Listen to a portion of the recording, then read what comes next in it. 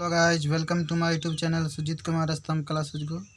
आज फिर से मैं आ गया हूँ 12th क्लास का VBA ऑब्जेक्टिव बोर्ड मिश्रण लेकर के आ गया हूँ, जो आपके एग्ज़ाम में बहुत ही अच्छे अंक प्राप्त करवाएंगे। यदि आप इस वीडियो को रेगुलर देख रहे हैं, जो ही मैं वीडियो डालता हूँ अगर अगर रेगुलर देख रहे हैं तो आपको बोर्ड्स में थोड़ा भी दिक्कत नहीं होगा, है ना। तनिक भी समस्या उत्पन्न नहीं होगा। आप सारा क्वेश्चन सॉल्व करके आ जाइएगा, ये मेरा गारंटी है। ठीक है, तो देखिए आज का जो मोटिवेशन ऑफ द डे है उसको क्या है। जब चारों तरफ काला अंधेरा छा जाए, रोशनी की कोई किरण नज़र भी ना आए, तो पूछना खुद से क्यों चल रहा था तू, और अगर जवाब दिल को छू जाए तो एक बार फिर उठना और चलना, तब तक ना रुकना जब तक मंजिल ना मिल जाए। ठीक है, कहने का मतलब मेरा हुआ मित्र कि स्वयं से प्रश्न करो कि तुम आखिर इस जीवन में आए हो, इस दुनिया में आए हो तो आखिर किस लिए आए हो, क्या तुम्हारा उद्देश्य। आप यदि 12th क्लास का अगर विद्यार्थी हैं तो आप 50 अंक का आप हिंदी जब पढ़िएगा, है ना, तो उसमें लिखा हुआ है जीवन का संदेश नामक चैप्टर है, शायद रामनरेश त्रिपाठी का ही है। तो उसमें आप पढ़िएगा तो लिखा गया है, वह कहे हैं।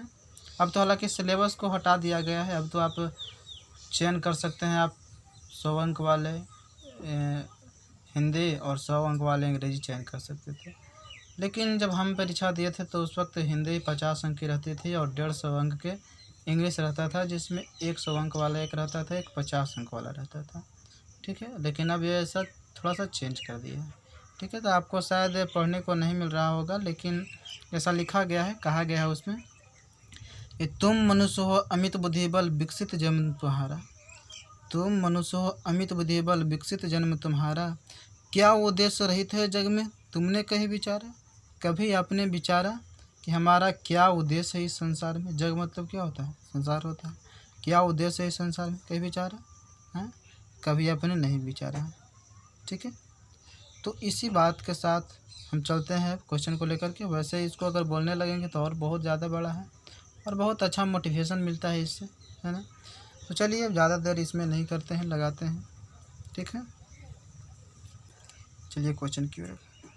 इस बात को ध्यान में रख लीजिए मित्र, हालांकि जीवन मिली है तो कहीं ना कहीं तो किनारा लग ही जाएगा। जैसे अगर नदी में अगर डाल देते हैं पत्ता को तो कहीं ना कहीं तो वह रुक ही जाता है, किनारा लग ही जाता है। उसी प्रकार से जन्म लिए हैं तो किसी न किसी तरह तो रह ही जाएंगे, है ना। तो आप हिंदी पढ़ते हैं तो बहुत तरह की आपको सीख मिलती है। ठीक है, मतलब आपको एक जीने के लिए एक अलग ही तरीका बता देता है हिंदी साहित्य जो होता है। ठीक है, चलिए क्वेश्चन है, हालांकि कुछ हल्ला हो जाता है इसी वजह से रोक देते हैं वीडियो। चलिए देखते हैं क्वेश्चन। एक समान चुंबकीय क्षेत्र में एक आवेशित कण के पथ की त्रिज्या सीधे समानुपाती होती है। किसकी सीधे समानुपाती होती है उसके बारे में हम लोगों को जानना है। एक समान चुंबकीय क्षेत्र है, कैसा चुंबकीय क्षेत्र है, एक समान चुंबकीय क्षेत्र है, उसमें एक आवेशित कण के पथ की त्रिज्या कह रहा है कि कैसी समानुपाती होगी, किसके समानुपाती होगी। आप साइक्लोट्रॉन पढ़े होंगे मित्र, आपने साइक्लोट्रॉन पढ़ा होगा, ये तो जानते ही आप। तो यदि आप साइक्लोट्रॉन यदि पढ़े हैं तो देखिए उसमें जो आप सूत्र पढ़े होंगे, वैसे जो डीज रहता था, एक D1 होता था, एक D2 रहता था, और उसका चारों जो घूमता था, जो इलेक्ट्रॉन घूमता था, है ना।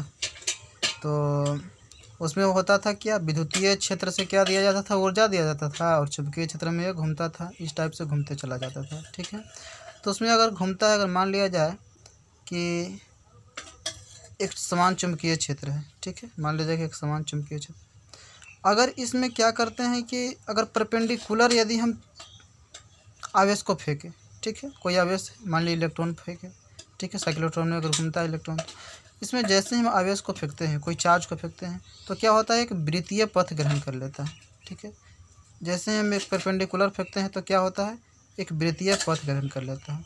तो वृत्तीय पथ ग्रहण कर लेता है मित्रों, और जो अंदर की ओर जो फोर्स लगता है जिसको कहते हैं केंद्रीय बल, तो क्या लग रहा होगा, ठीक है, F बराबर, ठीक है, अब केंद्रीय बल लगता है। और इस लॉरेंज फोर्स में आप पढ़े होंगे, जब मान लिया जाए कि आप लॉरेंज बल में पढ़े हैं कि अगर चुंबकीय क्षेत्र में अगर कोई आवेश गति कर रही है तो उस पर जो बल लगता है क्वाब लगता है ना, क्यू भी बी लगता है। हालांकि भी क्रॉस बी होता है, भी क्रॉस बी टूटता तो भी साइन थीटा, उसमें ऐसे हम लिया है। अगर जरूरत पड़ता है थीटा काटता हो तो हम ले लेते हैं थीटा, तो क्वाब लगता है, ठीक है। और जब ये वृत्तीय गति में ही अगर चल रहा है चार्ज तो क्या होगा, एम वी स्क्वायर लग रहा होगा। तो एफ बराबर क्या होता है, एम वी स्क्वायर होता है। क्या होता है, एम वी स्क्वायर बटा आर होता है। तो यहाँ पे हम लिख सकते हैं एम वी स्क्वायर बटा आर लिख सकते हैं, बराबर क्या हो जाएगा, क्वाब हो जाएगा, ठीक है। फिर से सुनिए, हालांकि ये प्रश्न जो है साइक्लोट्रॉन का है, लेकिन आप सिंपल से आप जानिए कि यदि मान लिया जाए कि एक समान चुंबकीय क्षेत्र है, उसमें यदि हम अगर परपेंडिकुलर अगर चार्ज को फेंकते हैं तो क्या करने लगेगा, वृत्ताकार गति करने लगेगा। तो वृत्ताकार गति करने लगेगा मित्रों, तो हम लोग जानते हैं कि अगर सेंट्रीफ्यूगल फोर्स अगर लग रहा है, क्या लग रहा है, सेंट्रीफ्यूगल फोर्स अगर लग रहा है तो क्या होता है, एम वी स्क्वायर बटा आर होता है। और एफ जो है यह क्या है, चुंबकीय क्षेत्र। अब चुंबकीय क्षेत्र में जब आवेश चलता है, गति रहता है, गतिमान रहता है, तो क्या होता है, बल लगता है, क्वाब लगता है ना, क्यू भी बी लगता है। तो एफ की जगह पर क्यू भी लिख सकते हैं, तो एम वी स्क्वायर बटा आर हो गया, ठीक है। सिंपल सी बात है, ऐसा लिखिए ऐसा लिखिए, कोई दिक्कत नहीं है, ठीक है। तो यहाँ पे अगर हम एक भी से एक भी काटते हैं तो कट जाएगा, तो क्यू बी आर बराबर आ जाएगा कितना, एम भी आ जाएगा। और आपसे क्या पूछा है प्रश्न, आप देखिए, एक समान चुंबकीय क्षेत्र में एक आवेशित कण के पथ की त्रिज्या सीधे समानुपाती होती है। तो त्रिज्या पूछ रहा है सीधे समानुपाती किसका होती है, तो आर बराबर एम भी से समानुपाती होता है। एम भी मतलब क्या होता है, पी होता है। पी मतलब क्या होता है, संवेग होता है। पी बराबर क्या होता है, मास गुना वेलोसिटी, मतलब द्रव्यमान गुना वेग होता है, ठीक है, संवेग बराबर, ठीक। तो आर बराबर कितना हो जाएगा, समानुपाती हो जाएगा, संवेग का समानुपाती हो जाएगा। तो इसका सही ऑप्शन जो होगा मित्र, कहाँ क्वेश्चन है, यहाँ, तो संवेग इसका सही उत्तर होगा। हालांकि और एक्स्ट्रा नॉलेज मैं दे रहा हूँ कि जब ये परपेंडिकुलर फेंका जाए एक समान चुंबकीय क्षेत्र में, जब परपेंडिकुलर फेंका जा रहा है तब तो वृत्तीय गति करने लगेगा, लेकिन यदि चुंबकीय क्षेत्र के डायरेक्शन में ही फेंका जाए तो एक सरल रेखा ग्रहण कर लेगा। क्या ग्रहण कर लेगा, एक सरल रेखा। और यदि किसी थीटा कोण पर फेंका जा रहा है, अगर मान लिया जाए कि ऐसे थीटा कोण पर फेंका गया, ठीक ना, थीटा कोण पर फेंका गया, तो थीटा कोण पर फेंका जाएगा तो हेलिक्स ग्रहण कर लेगा। हेलिक्स आकार होता है, इस टाइप का ग्रहण करते हुए चला जाएगा, ठीक है। तो इस तरह से आकार होते हैं। अब हम चलते हैं अगला क्वेश्चन की ओर। हमें आशा है कि इस क्वेश्चन को आप पूरी तरह समझ गए हैं। क्वेश्चन है अगला, जो क्वेश्चन है मित्रों 195 नंबर है, और जो भी आप नहीं देखें पिछला वीडियो उसको जाकर देख लीजिए। 195 नंबर आज क्वेश्चन हम बता रहे हैं। सही संबंध क्या है, tan डेल्टा बराबर वी भी बटा बी एच बटा वी भी, या फिर tan डेल्टा बराबर वी भी गुना बी एच, या फिर tan डेल्टा बराबर वी भी बटा बी एच। इस टाइप का सी मतलब 3 ऑप्शन दे दिया गया है, ठीक है।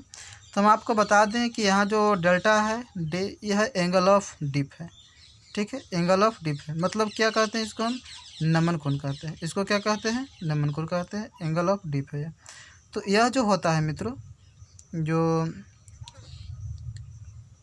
डिप है, एंगल ऑफ डिप, इसको अब देखिए आप कैसे किस तरह से इसमें होता है। ऐसा है कि अगर मान लिया जाए कि एक चुंबक को हम लटकाए हैं, तो चुंबक के लटकाए हैं तो ऐसा नहीं है कि हमेशा जो है सो उत्तर दक्षिण दिशा ही मतलब पूरी तरह से रहे, ठीक है।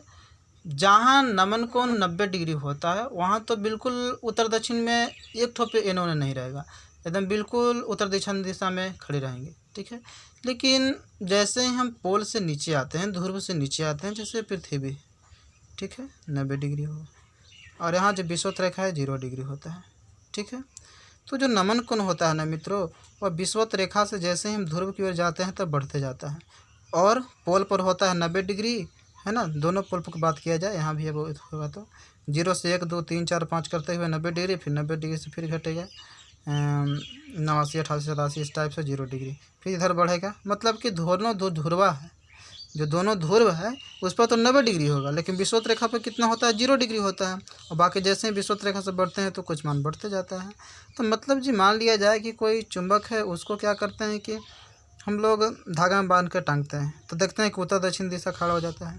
लेकिन तो ऐसा समय नहीं है कि मैंने पूरी तरह से नॉर्थ साउथ में ही उसका डायरेक्शन रहे। तो होता ऐसा है कि अगर हम यहाँ पे करते हैं तो नॉर्थ साउथ में पूरा रहेगा, उत्तरी ध्रुव पर। लेकिन जैसे ही नीचे आते हैं और यहाँ जाएगा तो कुछ फर्क नहीं पड़ेगा, इसको हम उदासीन बिंदु भी हम लोग कहते हैं। ठीक है, जो यहाँ पे है 0 डिग्री, यहाँ तो कोई फर्क नहीं पड़ेगा। जैसे चुंबक वो रखिएगा वैसे ही चुंबक रह जाएगा, अगर यहाँ पे अगर हम रस्सी बांध करके टांगते हैं तो। लेकिन हम लोग तो भारत में हैं, तो भारत में यहाँ है, तो यहाँ अगर आप रस्सी बांध के टांगेंगे तो क्या होगा, उत्तर दक्षिण दिशा में होने के लिए तैयार हो जाएगा, है ना। लेकिन पूरी तरह से ना होगा, यहाँ तो बिल्कुल पूरी तरह से हो जाएगा उत्तर दक्षिण दिशा।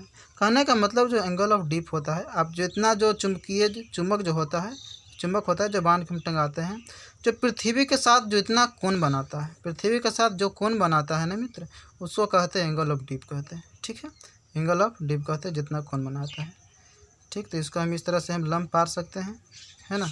एक कोण बनाया है थीटा, तो हम लंब पार सकते हैं इससे। यहाँ फिर से देखिए, मान लिया जाए कि एक चुंबक है, ऐसा है, पृथ्वी के साथ यदि कोण बना रहा है थीटा, तो यहाँ पे हम एक लंब पार सकते हैं। तो क्या हो जाएगा, इसको क्या कहेंगे, ये क्या है, हॉरिजॉन्टल है, मतलब बीएच कह सकते हैं। ये इसको क्या कहेंगे, वर्टिकल कहेंगे, बी भी कहेंगे, है ना, ऊर्ध्वाधर रेखा। ये क्या है, क्षैतिज रेखा है। और बी मतलब क्या होगा, बी मतलब हुआ चुंबकीय क्षेत्र, है ना, मैग्नेटिक फील्ड हो गया। ठीक है, तो हम लोग अगर tan थीटा का वैल्यू निकालेंगे, एंगल ऑफ डिप इसको कहते हैं, तो tan डेल्टा बराबर क्या हो जाएगा, P/H होता है, हम लोग जानते हैं। तो P क्या है, यह है बी भी, H क्या है, BH। ठीक है, तो मतलब tan डेल्टा बराबर क्या हो जाएगा, BV/BH हो जाएगा। ठीक है, तो इस बात को आप जान गए होंगे, देख सकते हैं। कुछ वैसा भी न्यूमेरिकल आता है जिसमें आपको B बराबर BH कोस थीटा से आप सूत्र बिठाकर बना सकते हैं, B बराबर BV साइन थीटा से आप बना सकते हैं। BV साइन थीटा मतलब सिंगल वाला पूछ देता है, और इसी को आप भाग देते थे तो क्या बन जाता था, tan थीटा, है ना, साइन थीटा बटा BV/BH करिएगा तो tan थीटा आ जाएगा, है ना। इस टाइप का आपको तैयार हो जाता था। चलिए वैसे देखिए क्वेश्चन, इसका सही उत्तर तो हो जाएगा tan डेल्टा बराबर हो जाएगा BH/BV हो जाएगा। आप चलते हैं अगला प्रश्न की। देखिए अगला जो क्वेश्चन है, चुंबकीय क्षेत्र बी में स्थित M चुंबकीय आघूर्ण वाले धारा पास द्वारा अनुभूत बल आघूर्ण टाव का मान हमको चाहिए। तो आप तो इलेक्ट्रिक फील्ड पढ़े हैं कि नहीं पढ़े, इलेक्ट्रिक फील्ड पढ़े हैं, हमने तो बताया ही है आपको वीडियो में। इलेक्ट्रिक फील्ड का क्वेश्चन तो मैंने करवाया है, बहुत सारे क्वेश्चन करवाए हैं मैंने। तो उसको यदि पढ़ा तो उसमें क्या होता था, उसमें टाव होता था P/E, तो इसमें हो जाएगा M/B, सिंपल सी बात है ना। इसको तो आप ऐसे ही याद रखिए, कोई दिक्कत नहीं। मतलब जो आपको विद्युतीय क्षेत्र में होता था जस्ट इसका उसी टाइप का ही रहता है, इस चुंबकीय क्षेत्र में आता है, तो याद करना बहुत ही आसान होता है। तो M/B हो जाएगा। ठीक है, अब देखिए अगर आप वेक्टर पढ़ेंगे तो आप जानते हैं कि M/B और B/B, M में क्या अंतर है, हमने उल्टा कर देंगे तो क्या दिक्कत है ना। 197 नंबर क्वेश्चन देखिए, चुंबक की ज्यामितीय लंबाई मतलब क्या होता है, LG, G मतलब ज्योमेट्रिकल एलिमेंट्स लेंथ, तथा चुंबकीय लंबाई है ना, ये मतलब मैग्नेटिक हम मान लेते हैं, लेंथ है ना, चुंबकीय मतलब मैग्नेटिक हुआ, और लेंथ मतलब लंबाई होता है। ठीक है, तो इसमें संबंध बताना क्या सही है नहीं है, मैं बता देता हूँ। यहीं पे देखिए एक्सप्लेन कर दे रहा हूँ, मैं यहीं पे कर दे रहा हूँ एक्सप्लेन। एक चुंबक, तो जो ज्योमेट्रिकल लंबाई जो होता है ना, एक जो ज्योमेट्रिकल जो लेंथ होता है वह होता है चुंबक का एक्चुअल लेंथ होता है, वास्तव में जो लेंथ होता है। जैसे यहाँ से यहाँ तक जो लेंथ हुआ इसको क्या कहेंगे मित्र, हम इसको कहेंगे LG कहेंगे। इसको क्या कह देंगे, LG कह देंगे, LG यहाँ तक है ना, यहाँ तक क्या हो जाएगा, LG हो जाएगा। ठीक है, लेकिन जो चुंबक के अंदर जो ध्रुव प्रबल होता है ना, यहाँ होता है M और एक यहाँ होता है ना ध्रुव प्रबल, एक M1 है मान लेते हैं, एक M2 है ध्रुव प्रबल, और इसके बीच के जो डिस्टेंस होता है ना, है ना, इसके बीच के जो डिस्टेंस होता है, यहाँ जो नॉर्थ है यहाँ साउथ है, उसके बीच के जो डिस्टेंस होता है अंदर, उसको हम लोग कहते हैं मैग्नेटिक लेंथ। यही मैग्नेटिक लेंथ है मित्र, ये क्या है, मैग्नेटिक लेंथ है। इसको कह सकते हैं LM, इसको लिख दीजिए, है ना, मैग्नेटिक लेंथ। तो आप बताइए कि LG बड़ा होगा कि LM बड़ा होगा, ज्योमेट्रिकल लेंथ बड़ा होगा कि मैग्नेटिक लेंथ बड़ा होगा। तो आप सिंपल सी बात है, आपको यह है कि ज्योमेट्रिकल लेंथ बड़ा होगा। तो आप इसमें देख लीजिए कि ज्योमेट्रिकल लेंथ कौन बड़ा है ऑप्शन के अनुसार। आप इसको अगर हल करने जाते हैं तो आप देख सकते हैं 6 LM बराबर 5 LG। ठीक है, तो यहाँ देख रहे हैं कि 5 LG बराबर 6 LM हो रहा है। ठीक है, मतलब इसमें बड़ा कौन है? बड़ा ही है, LG वाला बड़ा है ना बड़ा, क्योंकि अगर ये 5 LG में हो जा रहा है 6 LM के बराबर है ना। ये संख्या कितना है?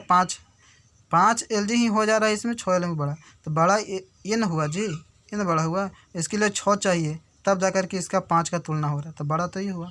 मतलब क्या LG बड़ा हुआ, LG बड़ा हुआ, तो मतलब ऑप्शन सी सही है। इसका डिस्क्राइब कर देता हूँ। अगर इसको देखिए, इसको अगर हल करते हैं तो 5 LM बराबर हो जाएगा 6 LG, मतलब इसमें बड़ा कौन हो गया? ये 5 ही संख्या जो है सही 6 का बराबर है, मतलब कि ये बड़ा है, तो LM तो बड़ा है नहीं इसमें, इसलिए गलत होगा। और बराबर तो होता नहीं, ये भी गलत होगा। और इसमें भी आप देख रहे हैं कि LM इसमें बड़ा 10 आ रहा है, क्योंकि 2 LG अगर लगाइएगा है ना, 2 संख्या में अगर LG आएगा तब जा कर के LM के बराबर होगा, तो मतलब LM जो है से बिल्कुल बड़ा है इससे।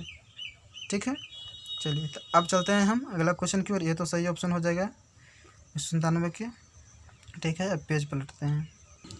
देखिए अगला क्वेश्चन, किसी छोटे चुंबक के मध्य बिंदु से समान दूरी पर अक्षीय तथा निरक्षीय स्थिति में चुंबकीय क्षेत्र का अनुपात पूछ रहा है ना। अक्षीय तथा निरक्षीय क्षेत्र में पूछ रहा है, तो अक्षीय क्षेत्र की यदि बात किया जाए मित्र, अक्षीय क्षेत्र की यदि बात किया जाए तो क्या हो जाएगा? मान लीजिए कि एक चुंबक है, अगर हम अक्षीय क्षेत्र की बात करते हैं तो कितना आ जाएगा? इसका जो मैग्नेटिक फील्ड आ जाएगा मित्र, वो आ जाएगा μ0/4π इंटू μ0/4π इंटू 2m/r³ हो जाएगा। 2m बटा क्या हो जाएगा? r³। और वही अगर निरक्षीय स्थिति में अगर बात किया जाए है ना, निरक्षीय स्थिति में अगर बात किया जाए तो μ0/4π इंटू m/r³ हो जाएगा, m/r³ हो जाएगा है ना। मतलब अक्षीय में 2 गुना होता है और निरक्षीय में एक हिस्सा सिर्फ रहता है। ठीक है, मतलब आप अगर विद्युतीय क्षेत्र में बात किया जाए तो उसमें जब विद्युत क्षेत्र की तीव्रता जो निकलता था मित्रों सिर्फ इसी प्रकार था। उसमें क्या रहता था? उसमें रहता था कि जो चुंबकीय इलेक्ट्रिक फील्ड रहता था उसमें अक्षीय के लिए क्या रहता था? एक्सिस के लिए क्या रहता था? उसमें रहता था K2P/r³ होता था, K2P/r³ होता है। K मतलब यहाँ वैल्यू रहता था 1/4πε0, जिसका वैल्यू कितना होता है? 1/4πε0 का जो वैल्यू होता है वो 9×10⁹ Nm² प्रति कूलम्ब स्क्वायर होता है। ठीक है, और इसमें जो होता है सो μ0/4π होता है। K का वैल्यू μ0/4π होता है, और μ0/4 का वैल्यू होता है कितना? 10⁻⁷ होता है वैल्यू। ठीक है, तो ध्यान में आप रखिएगा। तो अगर हम बात करते हैं यहाँ प्रश्न जो कहा गया था मित्र, वह प्रश्न जो कहा गया था वह कहा गया था अक्षीय तथा निरक्षीय में। तो अक्षीय में होता था 2m है ना, अक्षीय में क्या होता था? K2m/r³, और निरक्षीय में क्या होता था? Km/r³। तो Km से Km खत्म, r³ से r³ खत्म, कितना हो जाएगा? 2:1 हो जाएगा। तो सही ऑप्शन जो होगा मित्रों वह 2:1 हो जाएगा, बी हो जाएगा। ठीक है, यही ऑप्शन आपको आएगा विद्युतीय क्षेत्र में भी अक्षीय निरक्षीय के लिए पूछता है। लेकिन अगर निरक्षीय अक्षीय पूछ रहा है तो क्या होगा? जस्ट इसका उल्टा हो जाएगा, 1:2 हो जाएगा। तो आपको याद रखिएगा ध्यान से। और आज का जो क्वेश्चन ऑफ द डे है उसको मैं दे रहा हूँ, और जो हमने क्वेश्चन पूछा था उसका भी मैं उत्तर बता रहा हूँ। लॉकडाउन के कारण तो आप लोग नहीं देख रहे हैं, क्योंकि आप लोगों को तो बड़ा मज़ा आ रहा है, लेकिन यही मज़ा में आपको सज़ा मिलेगी। फिर मैं आपको वीडियो बना करके दे रहा हूँ कि यदि जिस दिन आपको नींद टूटता है उस दिन आप देख लीजिएगा। ठीक है, अभी आप सोए हुए हैं। ठीक है, यह है question of the day. Dynamo किसके सिद्धांत पर कार्य करता है? तो सिंपल सी बात है, विद्युत चुम्बकीय प्रेरण के सिद्धांत पर कार्य करता है। सी ऑप्शन सही होगा। और आज का क्वेश्चन देखिए, यह आज का क्वेश्चन, एक फ्लैश लाइट का 1.5 वोल्ट विद्युत वाहक बल वाला नया विद्युत सेल 15 एम्पीयर विद्युत प्रवाह देता है। जब वह 0.4 ओम अवरोध वाले विद्युत प्रवाह मापक के साथ जोड़ दिया जाता है तो विद्युत सेल का आंतरिक प्रतिरोध क्या हो जाएगा? इसका ऑप्शन जो है आपको दिया गया है, और आप इसका आंसर कमेंट कीजिएगा। ठीक है, आज इसमें इतना ही रहेगा। Thank you for watching video.